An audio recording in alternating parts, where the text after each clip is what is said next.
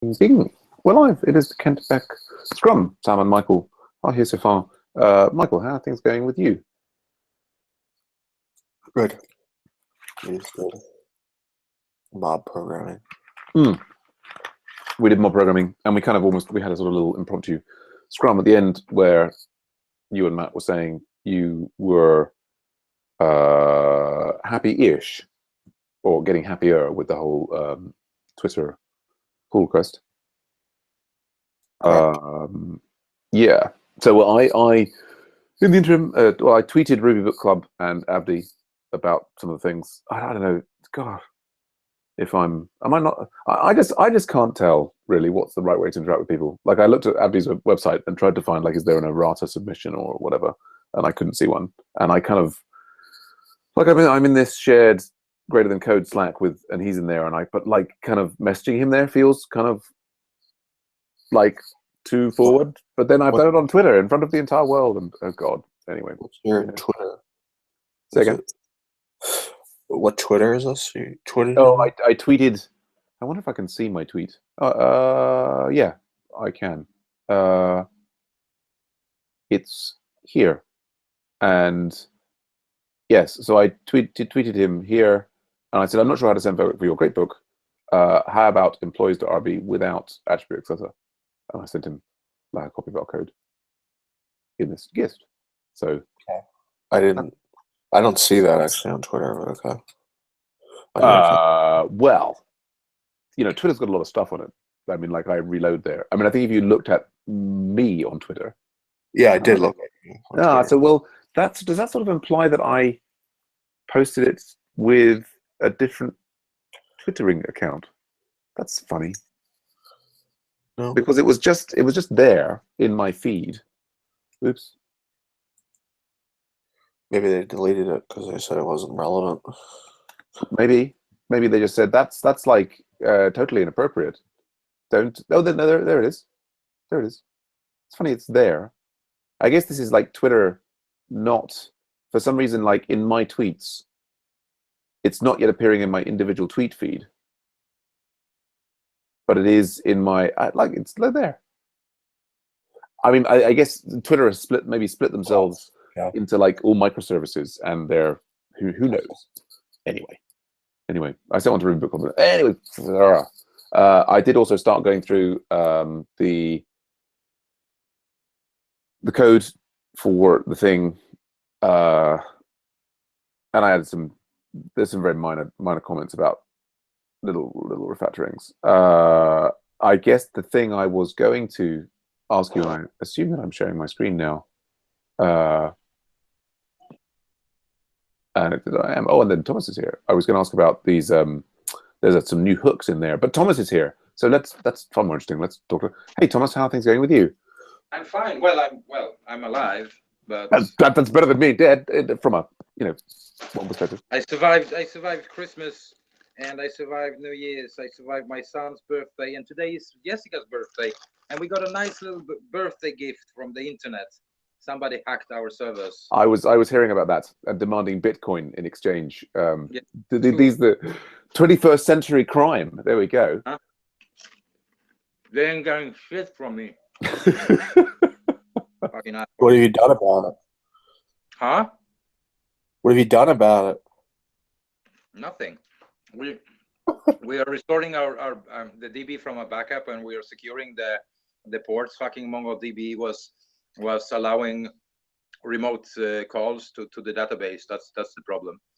So that's how they could enter our database, and among others, around 3,500 other companies. Actually, I was reading about it on some news channels.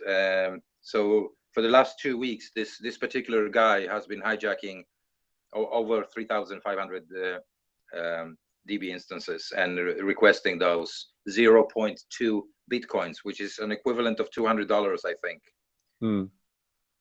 Yeah. So, fuck them. No Merry Christmas to them.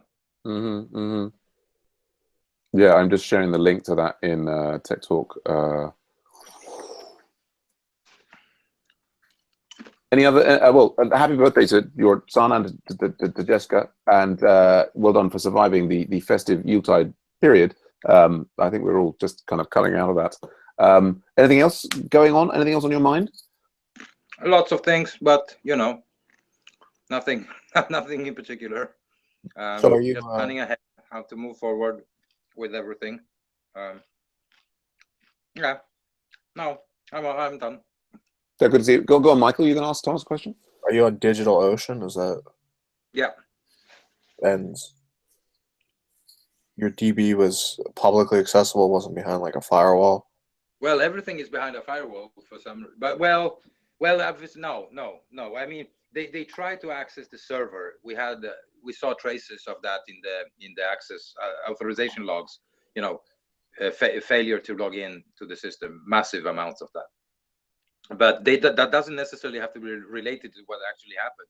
He could access the MongoDB because the default setting of MongoDB is to accept those connections, external connections, and he just scans the internet, for unsecured Mongo instances, and this was not documented in the edX. So this is our edX instance that got blown away. Yeah, right. So, and to be honest, I wasn't even sure that I didn't even know that it was running on MongoDB. It was like it's a script, right, that we run when we install the system, and it's not covered in the edX documentation, which I think that we will once we're done with fixing this thing, we will submit an issue to edX with that fact that this is not secure. But yeah, they were able to log in. We see in the MongoDB log, we just see that he drops there are 4 databases, I think. He drops one after the other, and then he creates a small little DB himself with one single row that's give us this 0.2 Bitcoins, basically. Yeah. Yes, it's interesting. It seems like there's a particular port value that they don't even need to use the I mean, when I say unauthenticated here, I assume what it means is if they connect via port 27017, then they just don't even need to give a username and password. They have full admin rights, which is. But it seems, according to this article, these guys have been really busy because they can automate the search for those unsecured MongoDB instances. Right, they can just go through the IP. A lot of manual work. So, yeah, if you connect to that on 27017, it just gives you full admin rights. It would seem. Seems weird. And that's like production settings. Yeah. And I hear a lot of people complaining about that being a default setting. Well, stupidity doesn't explain or give me absolution from my own mistakes. But there was no way we could know about this. We could have done a better research, I guess, when we set up the edX. Well, I guess they could have had your back at least if they had a firewall blocking that port, right? Yeah. And then there's another thing that we did a lot of updates to our course materials in late December, and our last backup is from November 24th. So fuck it. We have to redo that. But we have all the materials, so it's just the manual thing of entering that into edX. You know how that is, Sam. Sure. Oh, totally. What is this? What's that? Oh, well, I'm just in the background there. I'm looking through. So, having gone from understanding more about the nature of the security issue, I'm looking at. So not that we have any important data on there particularly, but we're starting to use MongoDB in combination with Dree to host some of our own MongoDB stuff. And I just wanted to look and see if like MLab had something about, oh yeah, we have this port secure. Because I guess the interesting thing with DigitalOcean and Heroku, I was using DigitalOcean in your case. I mean, I've used Heroku with different like MLab or others. The model of DigitalOcean, well, I think, and certainly with Heroku, is you kind of have a plug-in database, and so you're basically using a database that's kind of within this sort of part of the package. Whereas Dree, who we're doing more and more work with, it's like saying, well, we don't do the database. Go to a third party. So our Dries servers connect remotely to an MLab database. So I'm now interested to know if I can access all of our MLab MongoDBs through that port and get admin rights on those things. It's the kind of thing I'd like to think, MLab being like DigitalOcean, Raul's here. Raul, great to see you. We're just having a chat. Care to give us updates on how things are going with you? I just managed to apply some firewalls on the server, which I should have done from the get. But yeah, that's sorted now, and the platform is back up and running, and I just need to get the studio working again. I'm having some issues with that. So what was wrong with the studio? I don't know. It doesn't load the assets now. Like, it's broken completely now. I don't know for what reason it's doing that, but yeah. Compiling for that.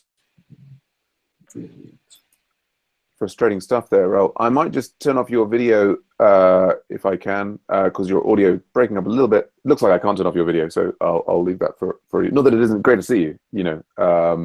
I can put my video on briefly and say hi. Hello, happy year. But that I'm kind of so like the edX instance that you've got was you kind of like installed it on DigitalOcean, and that script that Thomas was referring to before you joined basically pulled everything in, including MongoDB, and so it was sort of basically a DigitalOcean box. And unlike Heroku, where you'd have to provision specifically a MongoDB database, the edX install script had pulled that in and basically stuck a MongoDB instance on there. Is that right? Yeah, so it sort of like automates the installation of every package it needs on the server. So it installs MySQL, because they use two databases, MySQL for user information and stuff, and the core database, they use MongoDB for that. So it sort of like installs everything automatically and set that up for you. One of the things that I guess we should have done when we did that was we had to like go and change all the default settings to like production stuff to avoid situations like this, which is what we didn't do. So the MongoDB that the edX thing had installed was left in a kind of development setting, was it? Yeah, that's what it does. So like you have to manually go and change the default port to something that's at least less known by people, and you need to make sure that authentication is enabled on the database, and you need to set up firewalls. Right. And then it implies DigitalOcean there. Basically, you're getting SSH access to a box as you would from Amazon. You're kind of using DigitalOcean as IaaS, infrastructure as a service, rather than platform as a service. Is that right? Yeah, that's correct. Yeah, interesting. There we go. Good stuff, or at least good stuff to know. Obviously, a pain for you guys to have to pick up the pieces after. But so Raul, you mentioned that edX is using two databases, a SQL database and the Mongo one, right? Yeah. And what is the Mongo database used for? For the course. Are you sure? All the course data. When you create a course, it creates. Yeah. Okay.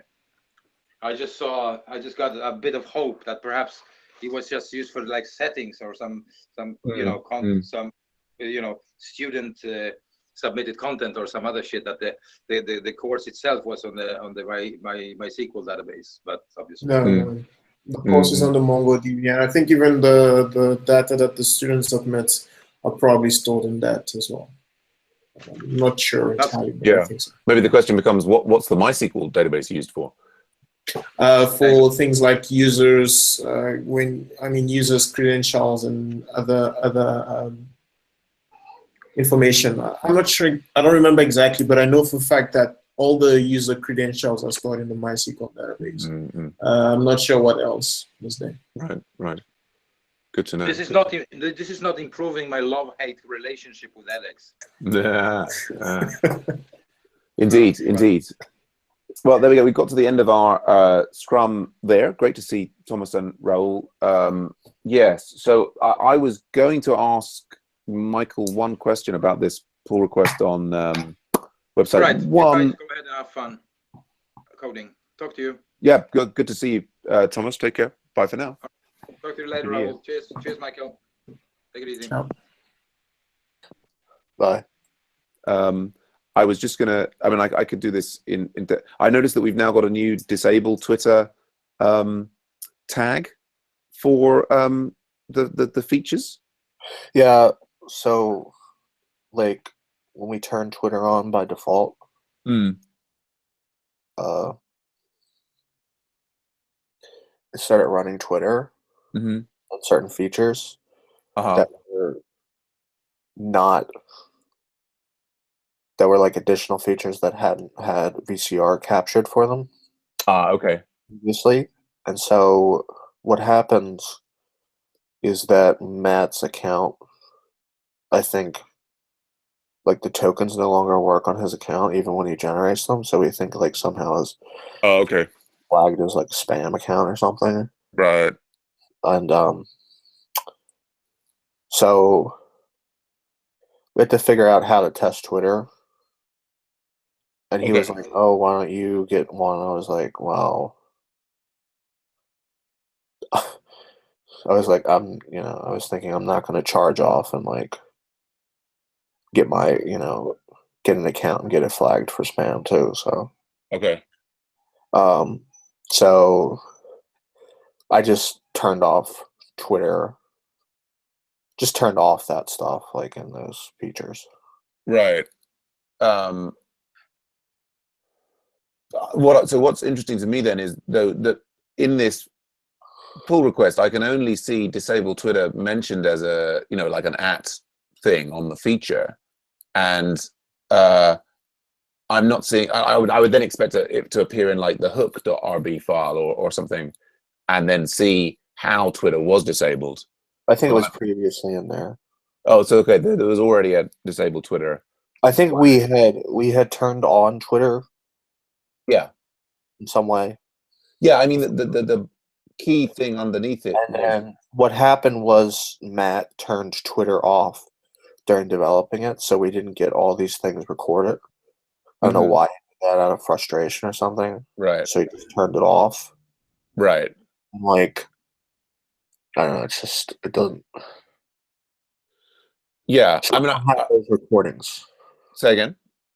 We don't have those recordings. No, basically. okay, fair enough. Fair enough. Yes, I mean, I think the bigger picture is that we've got a number of things like Slack and Twitter that have, in general, been turned off in test, and as a result, like important parts of the code have not been exercised by the tests and caused various kinds of problems. But so to actually try and get these recordings, like we turned on Twitter in test. And so then he created that account and so on and so forth.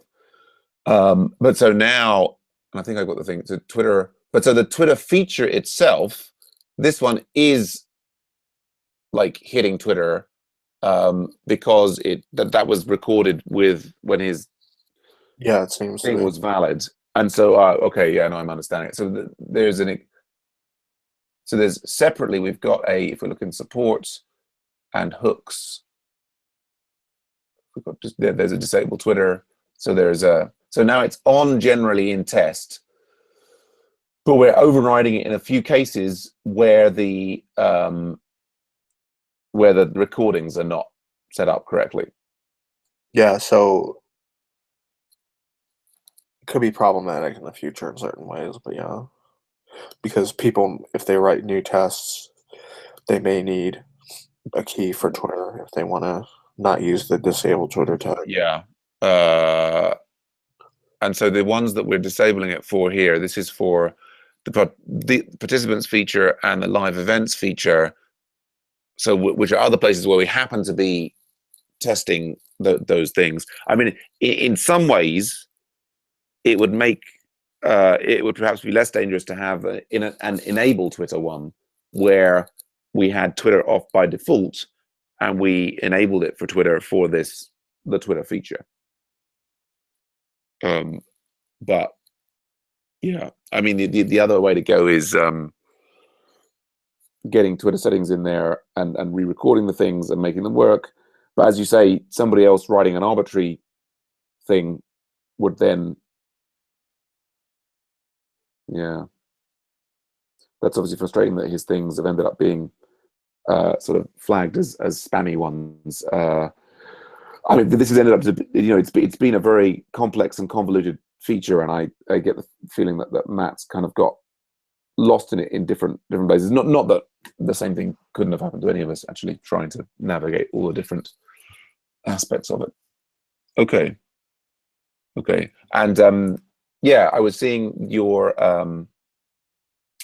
code that like the traffic light that Matt was referring to, where you had the different subclasses which were kind of overriding the types of messages and so on, which is nice to, yeah, good to see that. And so you were saying that you were worried about a corner case where something was neither a Scrum nor a pair programming entity. Yeah, so if you go to the factory. That's here, right? This one. Oh, no. If you open that whole file instead of just looking at the diff, I would say. Okay, Twitter service to RB. Yeah. So in the case where there's, okay, here. where like, say it's like something not that's pair programming or Scrum, right? Right. Like for foo. Yeah. Then that's going to throw, the constantize method's going to throw some kind of error, I presume. Mm-hmm. And so in the equivalent case, in the original code, there was a case statement similar to what's on Tweet Hangout notification right now, where it basically logged an error. Like this. Right. Uh-huh. So we could catch that. We could basically catch that right error and then log it. Yeah. And then return something that's just a null. Mm-hmm.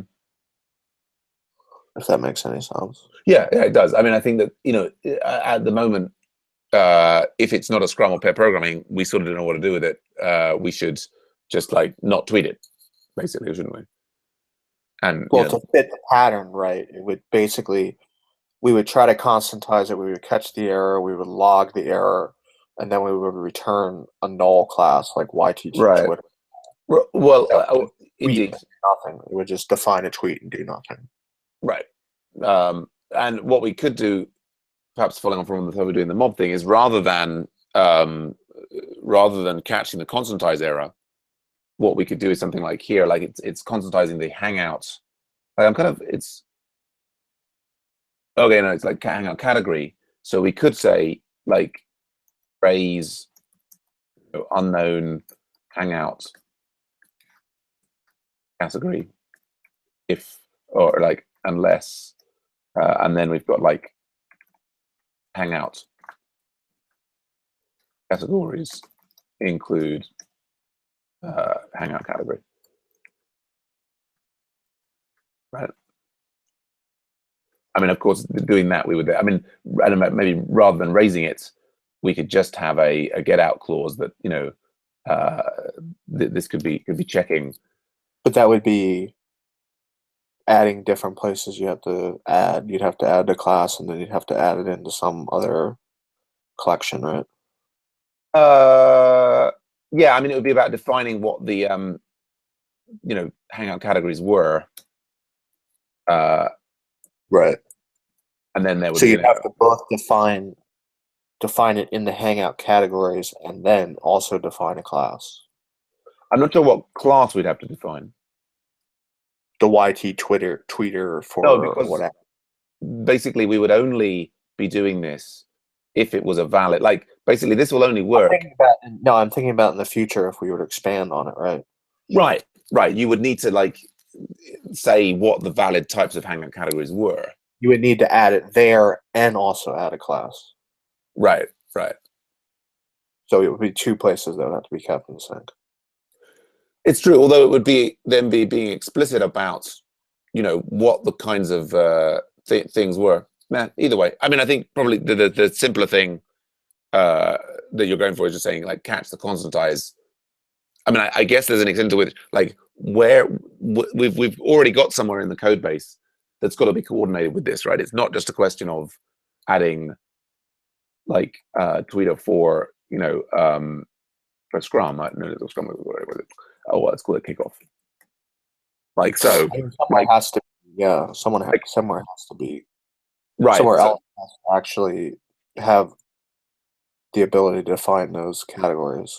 Yeah, I mean, it depends. Like maybe at the moment, the presence of Scrum or pair programming is just hard coded into view templates, right? Maybe that's yeah. I think and actually, in terms of the option, yeah. So I mean, this is sort of a drying out. That's maybe should be a separate thing that you shouldn't worry about for now. So yeah, the way you described, I think of just you can catch that constantize failure and then log it as an error is perfectly acceptable in the first instance. Log it as an error and return like a null, a null class. Yeah, I guess it depends what happens after you get the tweeter. What does one do with the tweeter after getting the tweeter? You call a tweet on it. Right. So it could just be like, I mean, you could a no op. Right. You could call it a why'd you do it null or whatever. Yeah. Okay. Okay. Oops, didn't mean to delete that. Okay. Now, in terms of testing that, I guess we could test it by like setting up an event that has a category that's not. Yeah. Then we'd have to catch errors. No, actually, because it would catch its own error, and then it would just like you could stub the Rails logger and check that it wrote to the Rails logger, or even just that it returned the right kind of entity. I mean, arguably, that functionality was already there and not being tested already. So I think that I would say don't feel that you have to wrap tests around it in this pull request. Like if you didn't, I would open a ticket to say we need tests wrapped around that. If you know what I mean. Did that make sense? What I said? Yeah. Right. And then, but so the thing that you were saying you discovered yesterday, like the problems that you were talking about yesterday in the website one Slack chat, that was just related to that's being fixed by having the disabled Twitter flag. Is that right?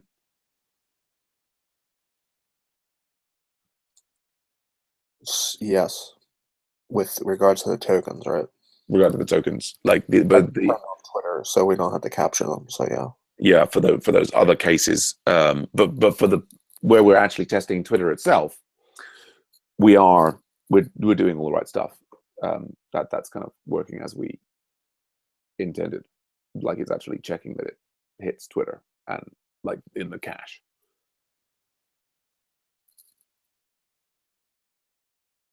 Right. Good stuff. Okay. Well, I still haven't had my cup of tea. And I'm also I'm not fantastically sparky today. I'm fighting off some kind of cold or something. I keep on thinking to get this flu shot, but then I'm like, anyway. So I think I probably, I don't know. Do you want to? Oh God, my brain. I mean, I think. Yeah, good to see you, Raul. Take care. I was going to say. Yeah, I think with the amount of the admin coming up and the DevOps and stuff, I'm probably going to be, yeah, there's going to be less and less time for programming outside of the context of like premium sessions. But let's see. Certainly today, I'm going to like, I may need to even. What admin? What do you mean admin? When I say admin, specifically, like, so for example, God, what is it called? Come on, brain. So like the charity thing, like, so there are several things now, like in order to get properly verified to get the discounts with Slack, it seems like we need to submit accounts. So I'm going to have to create those accounts and submit them. There's then also things like getting us set up for gift aids, getting us set up for making sure the way in which Yeah. we can get, Maybe like a month or something like that. That it's going to take you to. I think that there's a lot of things to do. Certainly, those things by themselves will get done and whatever. The ongoing thing is like I've got these conversations going with about 3 different groups about sponsorship. Like so, and really, what I need to do in order to get ourselves into, or at least myself into sustainable territory, is I need to land another sponsor deal, or I need to double the number of premium people. I need to do both of those things. And I need to keep all of the premium folks happy and the existing sponsor happy, and make sure that it all, and then also the new run of the MOOC needs to start, because that's our kind of marketing thing. And then also we need to have. Say again? Have you looked at what Ross submitted? You mean the grant thing that he put in? Yeah, the grant thing. Yes, I have, and I've come back to him and given him more. I noticed the number was like 2,000 American for 3 months, which is a pretty decent amount, actually. Yeah, that if that comes through, that will be very helpful. So that's moved on. He's now taken the extra information I've given him, and so I mean, that would be great if that comes through and it was recurring. Then that would potentially take the place of getting another sponsor. Say. We will see. It all depends on bits and pieces. But so, yeah, I mean, I think,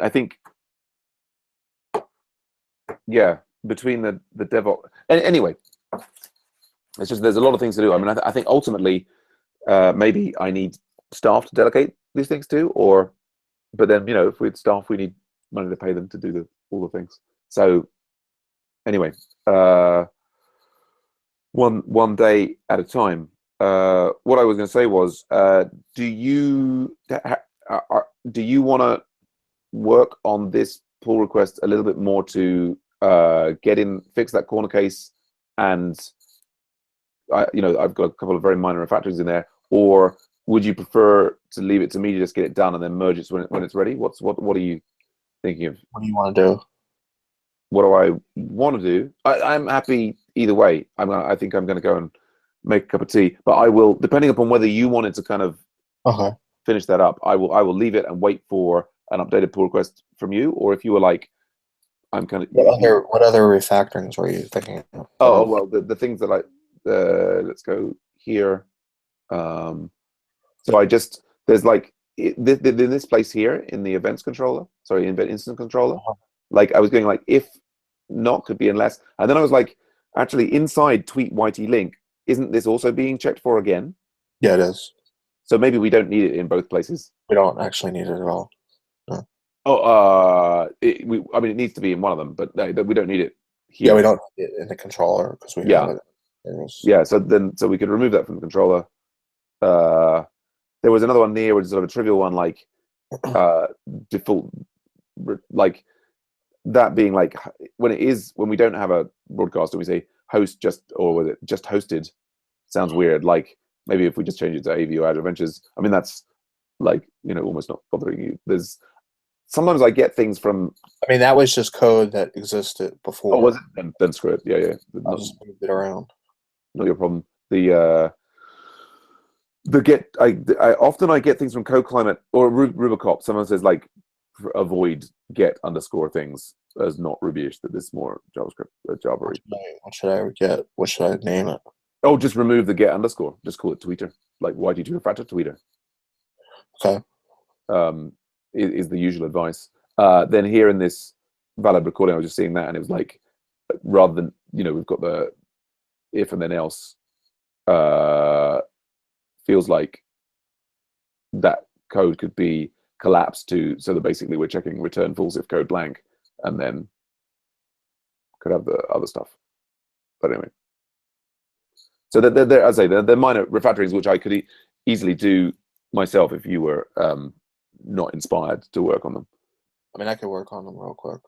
Yeah, if you were like that corner case for the logging. Yeah, if you want to do that, then I will go and do some other stuff. And then when the thing comes through again, I'll start doing the DevOps stuff and wending its way to development and staging and. Well, I totally missed what you were saying there because you broke up.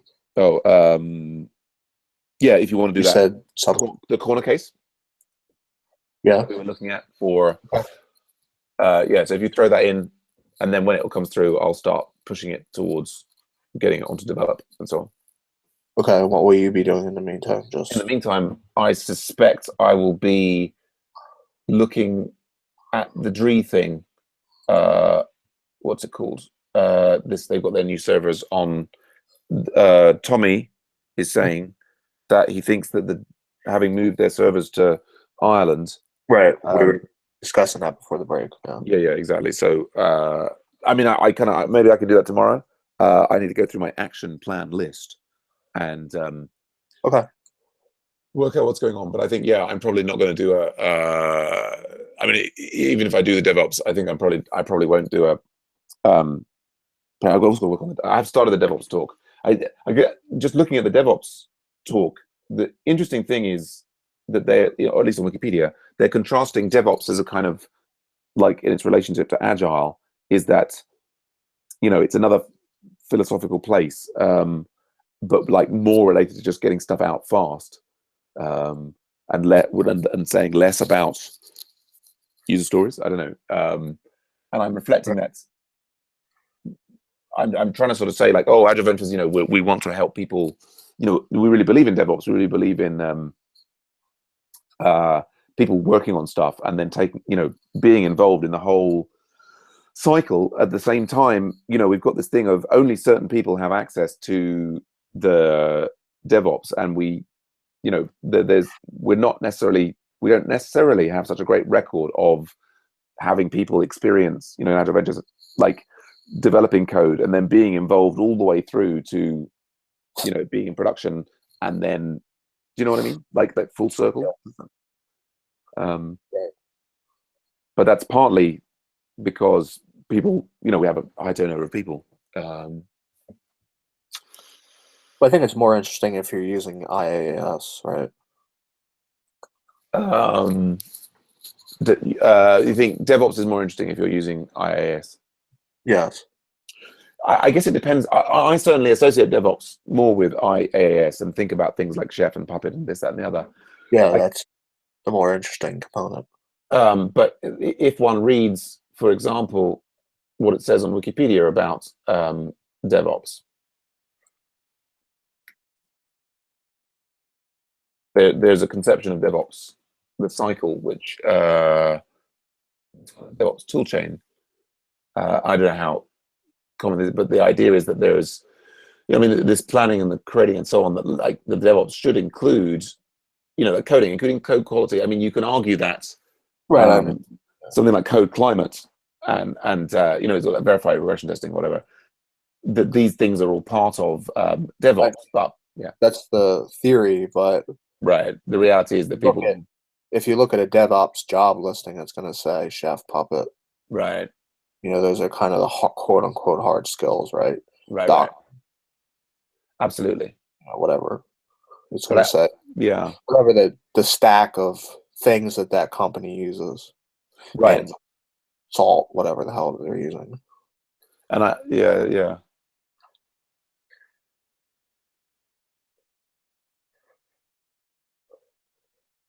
And that's kind of something like Marion and I were discussing. Mm-hmm. Like when she gets these first job interviews. Yeah. She was like, why do they give her like these little things to do that are basically, she's like, the only purpose to this is like, have you ever coded? Like, have you ever actually coded anything in life? Or you're just totally bullshitting us. Right.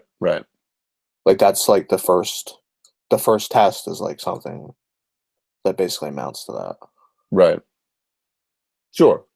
So I don't know. It's just, I guess the companies don't, like with their listings and their interviews and stuff, they don't really have as good of a process of like kind of separating the skills from or their conception of skills are like the knowledge of certain tools, right?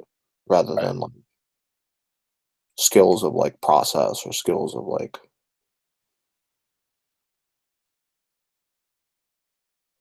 skills that are born out of long-term experience, I guess, with the real world, Indeed. real world things, Hmm. rather than like knowing some, tool line.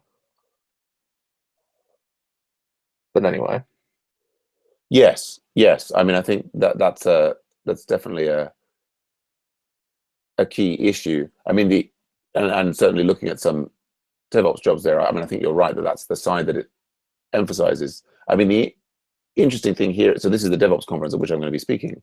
They're talking about, like, so for example, here, evolving from automated to continuous testing for agile DevOps. I mean, I think there are organizations that do have people who are devoted to not so much the coding per se, but like being the testing team and being like helping the developers like have automated tests and using things like semaphore and code chip and so on and so forth. right. But so I'm sort of anyway. I mean, there's jobs like testing engineer where you build, and that means different things in different companies. Like certain companies, it means you're writing the tests. Right. Other companies, it means you're like standardizing the process and like, Yeah. Writing scripts to help developers write their tests, Yeah. like putting infrastructure around the tools that exist, right? Yeah. I mean, the thing seems to me that DevOps, or at least the idea of the DevOps movement, independently of how the word DevOps is used by companies, is the idea that rather than development and operations being separate things, as they were in the past, that developers are more involved in operations and operations people are more involved in development, and it's joined up, right? Right. And yeah, so what I'm thinking about is what are the parts of, I mean, I'm going to give this talk on DevOps on a budget. I mean, that's the theory, at least. I mean, Right, but and then also reflected to a certain extent in the people who are speaking in this conference, and some of them are talking about automated testing and continuous integration as part of DevOps and the continuous delivery and so on. So well, it depends on like what your company is doing. Like certain, companies deliver on a weekly schedule, and then you have companies like Google that claim to do it like every hour or every minute, like 15 minutes putting things into production. Yeah, absolutely. Well, and different companies are using the terms in different ways. I mean, the interesting question is for Agile Ventures. I mean, what can I? We don't have the capacity to put things into production every 15 minutes. No. But that's by the by. Anyway, I mean, the point I was originally raising was about wanting to. I think what I dislike is the idea of people writing code and then throwing it over the wall, and then like they're not in contact. Right, and then they're like, if operations says this doesn't work, or what's this required to say it worked on my machine. Right? And so what I'd love to achieve within Agile Ventures is a process whereby there was the opportunity for people not just to be involved in the early stages of getting it in there, but and I guess actually we do, in as much as if people want to stick around, then we'll get their stuff into production and they'll get the feedback for it, and if they want to, we will get them involved anyway. But yes, right. Yeah. Well, I will try and get myself into a better. Well, I will caffeinate myself further and try and get some more done. But yeah. If you finish up that PR, I will not have it happen today, but try and move it into production, and then move on to the next one. All right. Bye for now.